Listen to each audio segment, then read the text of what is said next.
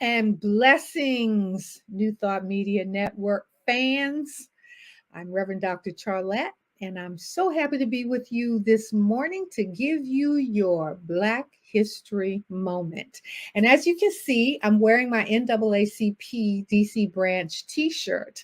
I am the vice president of the NAACP in the Washington, DC area.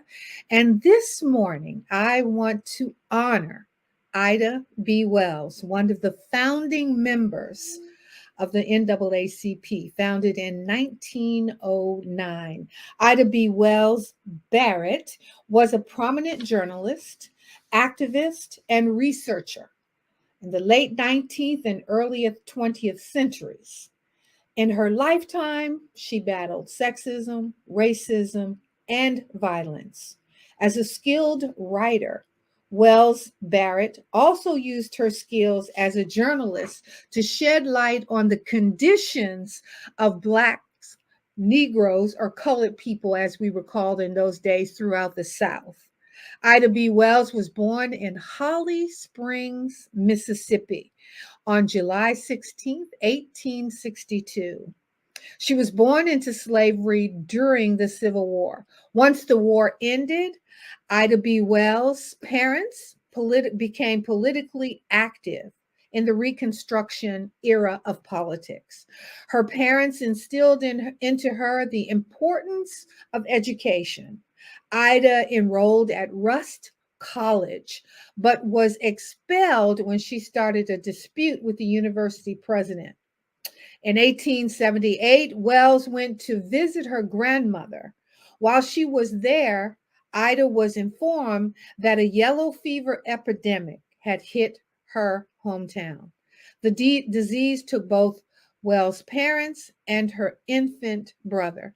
Left to raise her brothers and sisters, she took a job as a teacher so that she could keep her family together. Eventually, Ida moved her siblings to Memphis, Tennessee. There, she continued to work as an educator.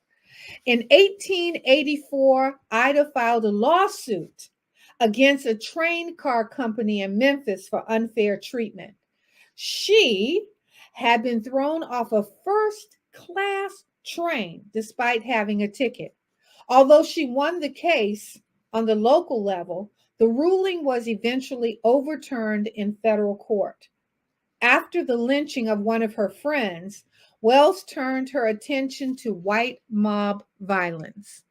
In 1893, Wells joined other African American leaders in calling for a boycott on the World's Columbian Exposition. The boycotters accused the Exposition Committee of locking out African Americans and negatively portraying them in the Black community. In 1895, Wells married famed Negro lawyer Ferdinand Barrett. Together, the couple had 4 children. Throughout her career, Wells balanced motherhood with her activism.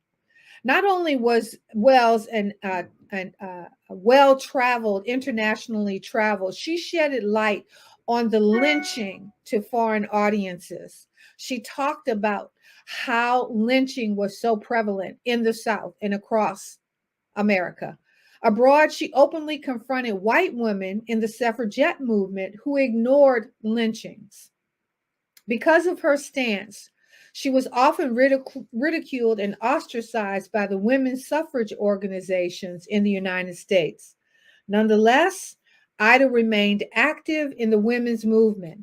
She was the founding member of the National Association for the Advancement of Colored People, which was created to address issues during the civil rights and women's suffrage. Although she lived in Niagara Falls, Ida was very, very active in laying the foreground and the groundwork of the National Association's charter on civil rights and women's rights. As we know, or maybe you don't know, it has been over 100 years since the lynching law was finally passed in Congress to a vote of, I believe it was 410 to 4. And the bill began, it was initiated in 1922 by a white Republican, but it was not passed until 100 years later. Lynching is still very prominent in this country, even though it's not used with a rope and a neck. Violence against young Black men in this country continues to escalate. So the work that Ida B. Wells did, and we continue to do for the National Association for the Advancement of Colored People, draws attention to my shero, Ida B. Wells. And I would like to offer this prayer for us. And it's a prayer that unity churches and religious science churches and New Thought churches use across this country. And it's what we call our peace song. And it says, "Let there be peace on earth, and let it begin with me. Let there be peace on earth, a peace that was meant to be. As God, as creator, united all are we. Let us walk with each other in perfect harmony." So I surrender this prayer to all of those that are listening, and that remind you that there is only one power and one presence in the universe. And rather you call him God or Krishna, Buddha, Allah, Jehovah, or Yahweh, that power that created you is the same power that created me. So I wish you all the best this Black History moment. Namaste.